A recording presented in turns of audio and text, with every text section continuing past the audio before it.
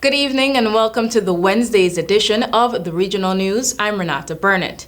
Divergent views on Venezuela surfaced during a South American Leaders Summit on Tuesday, hosted by Brazil's President Luiz Lula da Silva as part of his efforts to unite the region's development and give it a stronger voice internationally.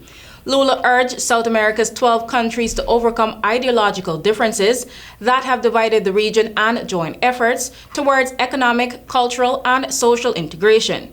But their first continental gathering in almost a decade surfaced opposing views when the presidents of Chile, a leftist, and Uruguay, a conservative, criticized Lula's embrace of Venezuela's Nicolas Maduro as a democratically elected leader. The meeting's joint statement said South America was committed to democracy, human rights, sustainable development, and social justice, but it added that the region's countries agreed to respect diversity and the principle of non-interference in each other's internal affairs. In Jamaica, sprint legend Usain Bolt's attorney have sought a court order for the lone accused in the alleged fraud of Stocks and Securities Limited, SSL, which saw US $12 million being embezzled from him, to disclose whether she has been moving assets at two of Jamaica's banks. The request comes 4 months after the law firm, in an official letter to the manager of SSL, gave the institution an ultimatum to repay the monies by Friday, January 27, 2023, failing which they had promised to take all legal actions against the company and its directors, including civil and criminal procedures. Bolt's attorneys, Frater Ennis and Gordon, are seeking for the accused woman, Jane Ann Patton, to reveal any transactions involving the financial institutions to reinforce a freezing order they obtained against her assets in February.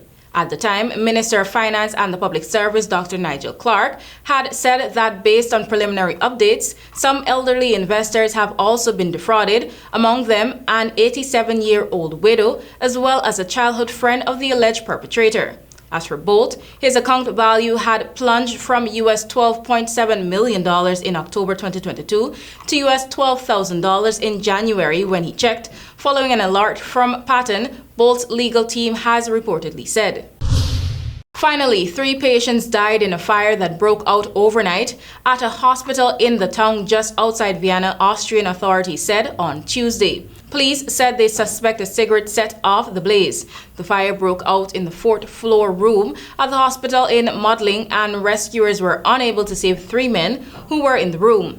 Around 90 patients were evacuated, with some being moved to other parts of the hospital and others transferred to a clinic in nearby Baden. The fire was extinguished by 3 a.m. Investigators believe that the fire started in the bed of a 75-year-old man who was a heavy smoker. The room's window had been tilted open for ventilation. The man was one of the victims, along with 2 others aged 78 and 81 in the 4-patient room. The 4th patient was not in the room at the time. That's all for now. Thank you for watching.